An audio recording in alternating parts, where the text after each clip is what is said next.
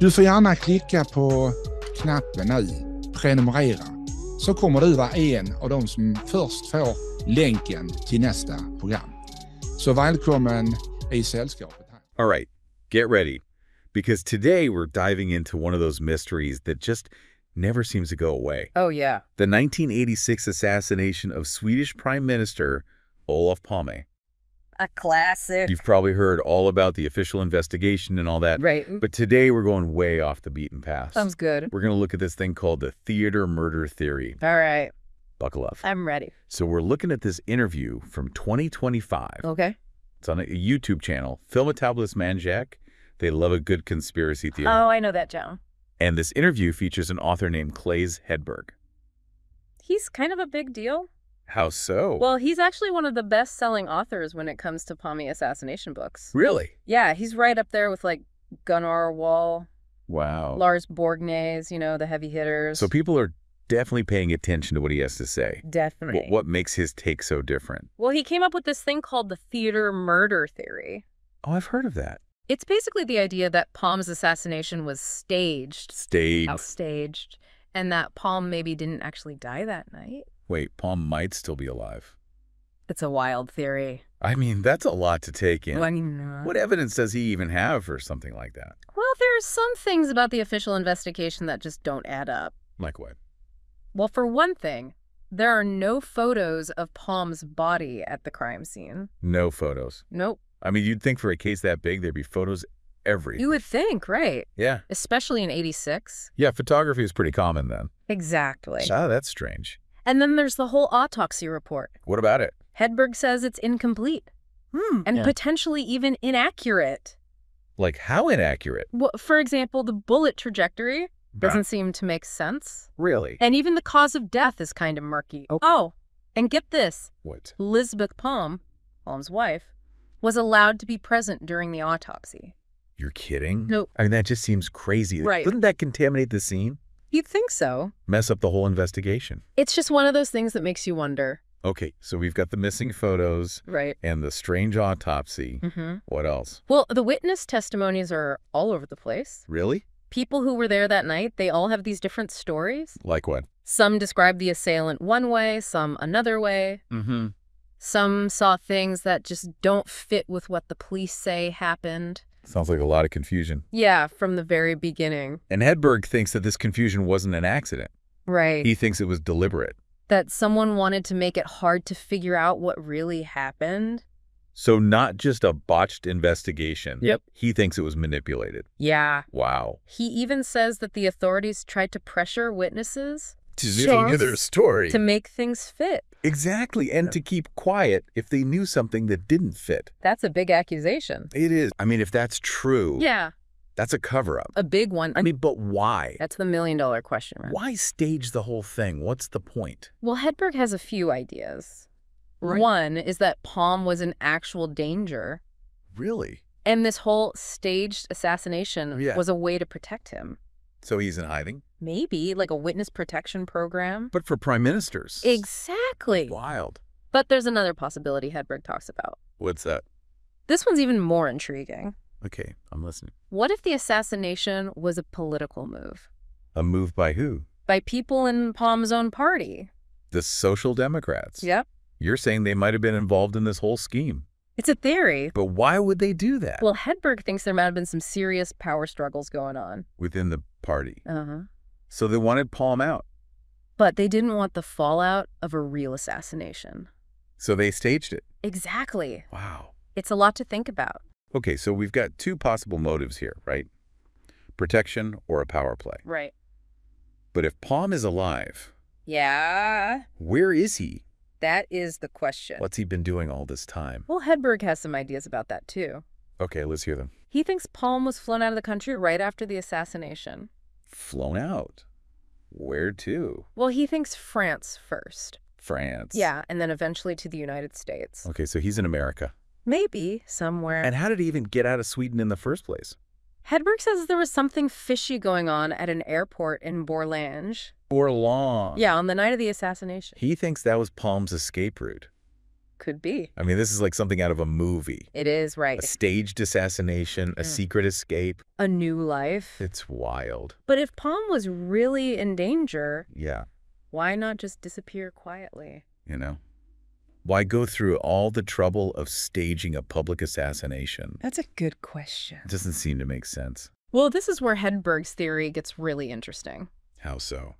He thinks that the public spectacle was all part of the plan. Spectacle. Yeah, the chaos, the shock, the confusion. He thinks that was deliberate. Absolutely. He says it was all meant to distract people. Distract them from what? From the truth. From thinking critically about what was really going on. It's like a magic trick. Kind of. You create a big distraction. Right. So nobody notices what you're really doing. Exactly. And Hedberg says it wasn't just a one-time thing. He thinks the whole investigation was manipulated. A whole thing. From start to finish. How? Well, he thinks they focused on certain suspects while ignoring others. To throw people off the scent. Exactly. To create a story that fit their narrative. Hedberg actually mentions a few names. He does. People he thinks were used as decoys. Decoys, yeah. Like who? Well, the biggest one is probably Christer Petterson. Petterson, the guy who was convicted. And then acquitted. Right. Hedberg thinks he was the perfect scapegoat.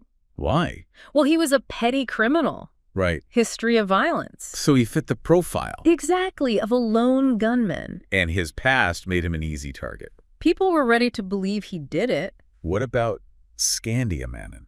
Stig Engström. Right, Engström, the eyewitness. Yeah, he's an interesting one. What does Hedberg say about him? Well, he doesn't think Engström was the killer. What? But he thinks Engström might have gotten caught up in the whole thing. Caught up how? Maybe manipulated somehow. To play a role? Maybe. Are there any other names? Well, there's Victor Gunnarsson. Gunnarsson? He was involved in some shady stuff. Like what? Drugs, other illegal activities. He was a suspect early on, right? Yeah, but Hedberg thinks he was another distraction. Another red herring. Exactly. To lead the investigators away from the truth. Yep. So he thinks all these guys. Petterson, Engström, Gunnarsson. They were all pawns in this bigger game. Pawns in a very elaborate game. And the real players are still out there. That's what Hedberg seems to think. But if none of these guys did it, yeah. Who did? Well, Hedberg doesn't give us any names. No. Not in this interview, anyway. But he does talk about some groups, organizations that might have had a reason to do something like this. Right. Like who? Well, he talks about this group called the Stay Behind organization. Stay Behind? It was a secret network from the Cold War. What did they do? Well, they were supposed to resist a Soviet invasion if it ever happened. Okay. Hedberg thinks that some people in Stay Behind, they might have seen Palme as a threat. Wow. Because he was neutral during the Cold War. So they didn't like that. And maybe they thought he was getting too friendly with the Soviets. So they took him out. It's a theory. So we've got Cold War intrigue now. Yeah. Secret organizations. It gets pretty deep. And it gets even deeper. How so? Hedberg also hints at the possibility of international intelligence agencies being involved. Oh, wow. He doesn't name any names, but he makes it clear that he thinks there's more to this story. More than meets the eye. Than just a simple assassination. Right. He seems to think that Palme's death was part of some bigger geopolitical game. A game with players from all over the world. And that powerful forces both inside and outside of Sweden. Yeah. They were all pulling the strings. It's a pretty big claim. It is. And not everyone agrees with Hedberg. I can imagine. He's gotten a lot of pushback for his theories. Yeah, I bet. Especially from the mainstream media. They don't like him much. Not really. And what about the police? They have pretty much dismissed him, too. Even other Palme researchers? Some of them, yeah. They think he's crazy. Some do. They call him a conspiracy theorist. All the time. And worse, I bet. Oh, yeah. So why does he think he's getting so much resistance? Well, he thinks it's because his research is dangerous. Dangerous to who? To the people who want to keep the truth hidden. He thinks they're trying to silence him. He does. And not just him. Anyone who gets too close to the truth. So he thinks there's a concerted effort to keep this cover-up going. That's what he says. Wow. He even says he's been targeted. Targeted how? Smear campaigns, surveillance. He thinks they're watching him. He does. And he says he's even received threats. To back off, to stop digging. That's scary. It is. I mean, if it's true, yeah. Does he have any proof? Well, he talks about this press conference he held in 2017, and no journalist showed up, even though his work was all over the news. That's strange. He also says he's been followed. Followed. Like someone's tailing him. Wow. And then his phone's tapped. Seriously. That's what he says. It's hard to know what to believe. I know. It could be true. It could be. Or he could be exaggerating. It'd be. Or misinterpreting things. It's possible. But if he's right, yeah, if he is telling the truth, it's pretty chilling. It makes you wonder about what people will do to protect their secrets and about how far they'll go to silence anyone who gets too close. One thing that really struck me about Hedberg's interview was when he compared the Palme assassination to the JFK assassination. He seems to think there are a lot of similarities. Yeah, like both cases. They're full of mystery and official stories that don't quite add up. Right. But Hedberg goes even further. He does. He says there might be a connection between the two cases. A connection? Yeah. How so? He doesn't really say. No. Not specifically. But he implies that both assassinations might be part of the larger pattern. A pattern of what? Of cover-ups. Of manipulating the truth. Wow. He even mentions George H.W. Bush. No kidding. Implies that Bush might have known something about the Palme assassination. Wow. That's a big claim? It is. Does he have anything to back that up? He doesn't give any specific evidence in this interview. Okay. But he talks about his other work. Where he goes into more detail. Yeah, he talks about the role of intelligence agencies. Okay. The influence of powerful financial interests. And these hidden agendas that shape global events. So he's going deep into conspiracy theory territory. Yeah, he is. But let's step back for a second and think about the impact of the Palme assassination on Sweden. It was huge. It was a national trauma. Absolutely. And Hedberg says that it had a profound and lasting impact. On the whole country. Politically and culturally. How so? Well, he talks about the rise of a surveillance state. In Sweden? Yeah. Wow. He talks about how people lost trust in institutions and how there was this growing sense of fear and paranoia after the assassination. So he's saying that the assassination created this climate of fear. Exactly. And that this fear was then used to justify more surveillance and to reduce civil liberties. That's what he argues. It's a reminder that even in a country like Sweden, known for being progressive, for caring about human rights, things can change. Things can change quickly. Especially after a traumatic event like this. Exactly. But if we go back to this whole theater murder idea, it raises a big question. What's that? What happened to Palme? If he's still alive... Where did he go? Hedberg thinks he was taken out of the country. We talked about that. Maybe to France first, and then maybe to the U.S. But why all the trouble? Well, Hedberg thinks there were people who wanted Palme out of the picture. Powerful people. Very powerful. Maybe because of his political views. Or maybe because he knew too much. About something they didn't want him to talk about. Exactly. So they staged his assassination. To silence him. But also to send a message. To anyone else who might step out of line. Wow. That's a pretty dark thought. It is. This whole idea that there are these forces out there. Working in the shadows. Pulling the strings. Shaping events to their own liking.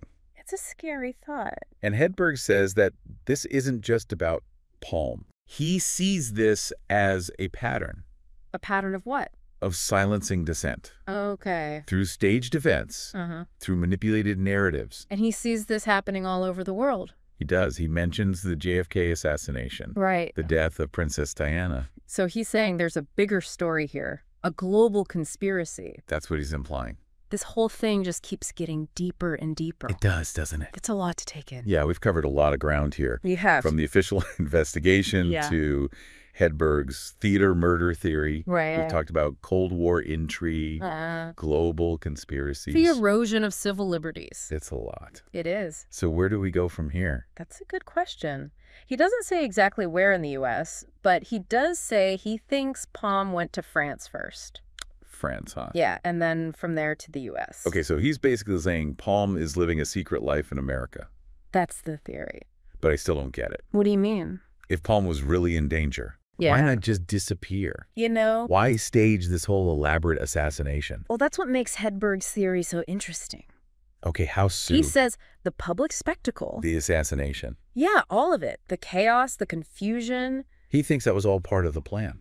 Absolutely. But why? He thinks it was meant to distract people. From seeing what was really going on. Exactly. So the more shocking the event, the less people are going to think critically about it. That's the idea. It's like a magic trick. Kinda. You create a big distraction. Right. So nobody notices what you're really doing. Exactly. And Hedberg thinks that this manipulation, it went beyond just the night of the assassination. He does. What do you mean? He thinks the whole investigation was manipulated. The whole thing. To fit a certain narrative. And he thinks certain suspects were highlighted. While others were ignored. To create this false narrative. Exactly. Hedberg actually names a few of these suspects. He does. Who are they? Well, the most famous one is probably Christer Petterson. Petterson. The guy who was actually convicted of the murder. And then acquitted. Right. Hedberg says Petterson was a scapegoat. He was a convenient suspect. Why convenient? Oh, he was a petty criminal. Right. With a history of violence. So he fit the profile of an assassin. Exactly. Easy to pin it on him. And Hedberg says that's exactly what they did. What about Skandiaman? Stig Engström.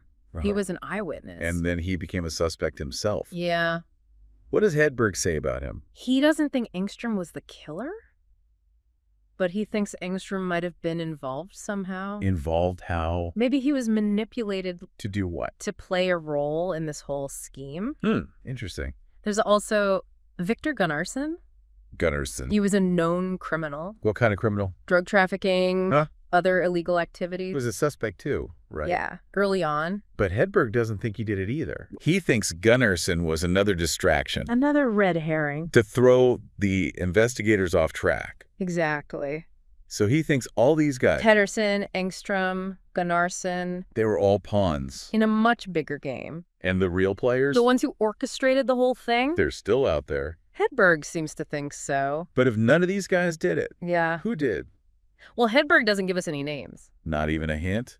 Not in this interview. So we're left with more questions than answers? Kind of. But he does talk about some potential groups. Organizations that might have had a motive.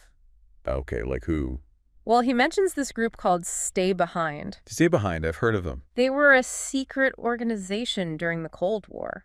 What did they do? They were supposed to resist a Soviet invasion. If it ever happened. Right. But how does that tie into Palme's assassination? Well, Hedberg thinks that some members of Stay Behind, they might have seen Palme as a threat.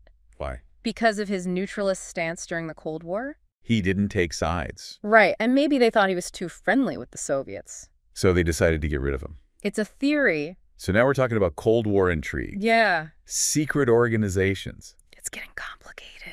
And it gets even more complicated. Because Hedberg also hints at the possibility of intelligence agencies being involved. International intelligence agencies? Yeah. Wow. He doesn't say which ones. No. But he makes it pretty clear that he thinks this goes way beyond Sweden. That there are international forces at play. And that Palme's assassination was part of some much bigger game. A global game. With players we might not even know about. It's a lot to think about.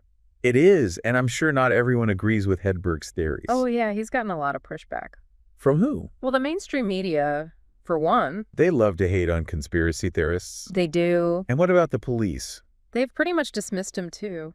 Even other Palme researchers. Some of them, yeah. They think he's crazy. Some. A crackpot. They call him all sorts of names. So why does he think he's getting all this resistance? He thinks it's because he's getting too close to the truth. And the people in power. The ones who want to keep the truth hidden.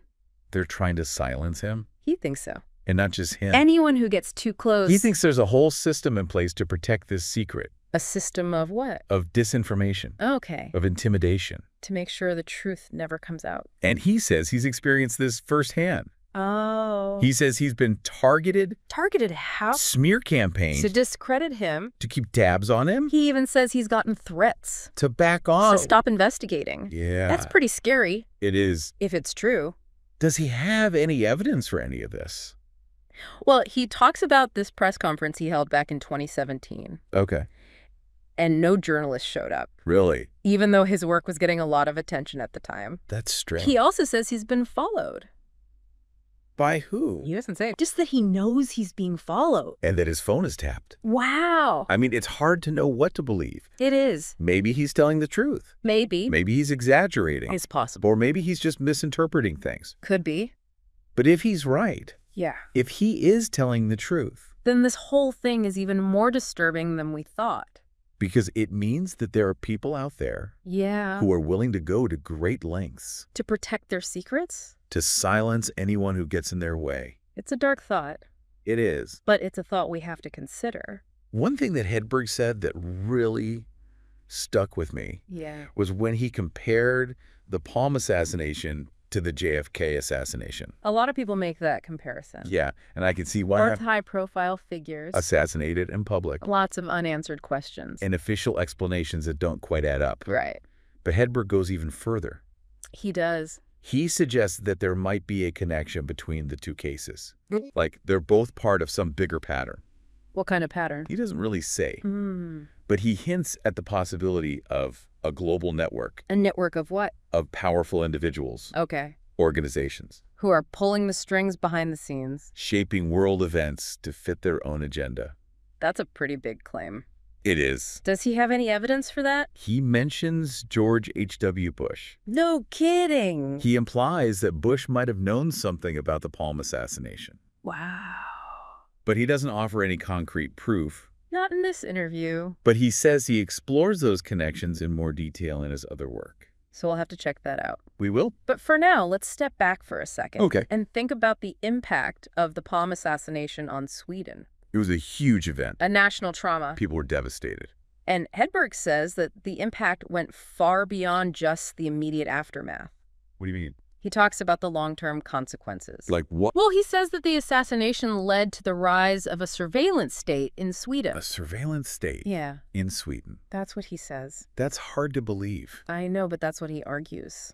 And what else? He also talks about how people lost trust in institutions. After the assassination. Right. They felt like they couldn't trust the government. Or the police. To protect them. To find the truth. And he says there was this growing sense of fear and paranoia in Sweden after the assassination. People were afraid about what? Of being targeted, of the unknown. So he's saying that the assassination created this climate of fear. Exactly. And that this fear was then used to justify more surveillance. More control. A reduction in civil liberties. That's his argument. And it's a scary thought. It is. Because it shows how easily... Even in a country like Sweden... A country known for its democracy... Its respect for human rights... Things can change. When people are afraid... They're willing to give up their freedoms... For the promise of security... But if we go back to this whole theater murder theory... Yeah. It raises a big question. What happened to Palme? If he's still alive. Where is he? Hedberg says he was taken out of the country. Flown to France. And then to the U.S. But why go through all that trouble and not just disappear quietly? Why stage this whole elaborate assassination? Well, Hedberg thinks there were people who wanted Palme out of the picture. Powerful people. People who didn't want him speaking out. People who didn't want him interfering with their plans. So they staged his assassination. To silence him? But also to send a message. To anyone else who might challenge them. It's a chilling thought. It is. This whole idea that there are these powerful forces out there. Operating in the shadows. Shaping world events to their own liking. And silencing anyone who gets in their way. Hedberg says that this isn't just about Palme. He sees this as a pattern. A pattern of what? Of silencing dissent. Of manipulating the truth. Of controlling the narrative. And he sees this happening all over the world. He mentions the JFK assassination. The death of Princess Diana. He seems to think that these events are all connected somehow. That they're all part of some bigger plan. It's a lot to take in. It is. And it's hard to know what to believe. But Hedberg's theories, whether we agree with them or not, they force us to ask some important questions. About the nature of power. About the limits of democracy. About the fragility of truth. And about the lengths that some people will go to protect their secrets. To maintain their control. They shape the world in their own image. One thing that's really unsettling about all this is that Hedberg really focuses on the human cost of this whole thing. The human cost? Yeah, like the people whose lives were ruined. By the assassination. By the cover-up. By the lies. Exactly. He talks about the witnesses. The ones who were pressured to change their stories. The investigators who were misled. The families who were left with no answers. It's heartbreaking. It is. And it makes you realize that this isn't just some abstract political thriller. This is real life. With real people. Who were hurt. Who are still hurting. Even after all these years. Hedberg actually talks about one of these people. Oh, yeah. Who's that? Claes Soderstrom. Soderstrom, the police officer. The first one on the scene. Right.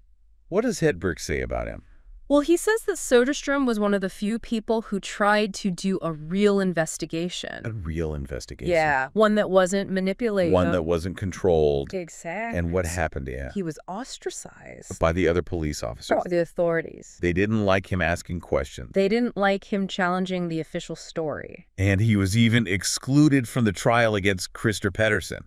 Even though he was a key witness. It's like they were trying to erase him. To make it seem like he never existed. And Hedberg uses Soderstrom's story as an example of how the system works. Of how they silence anyone who gets too close to the truth.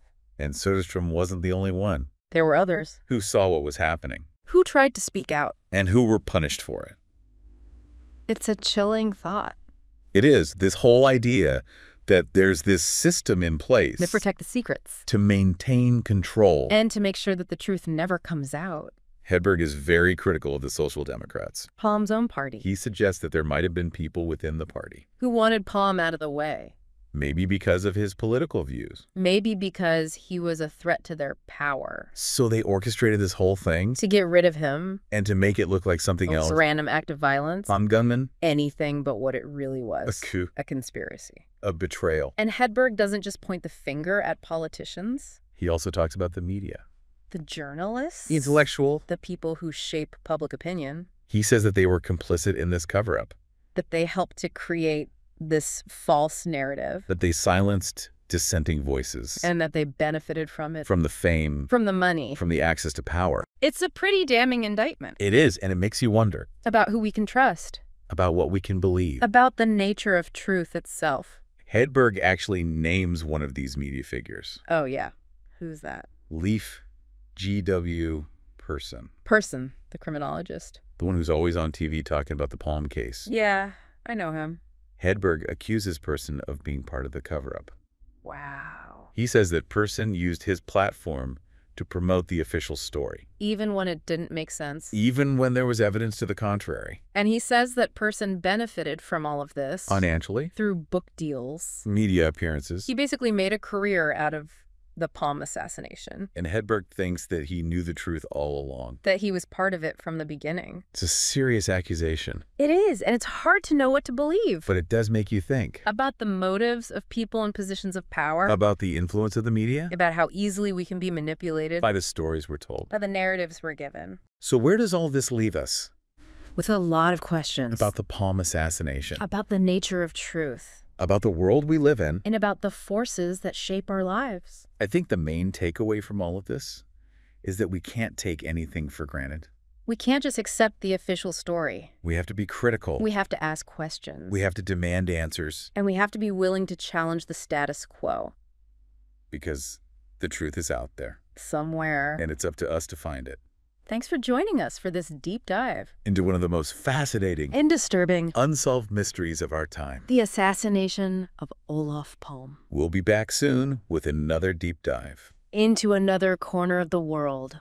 Until then, keep searching for the truth and never stop asking questions.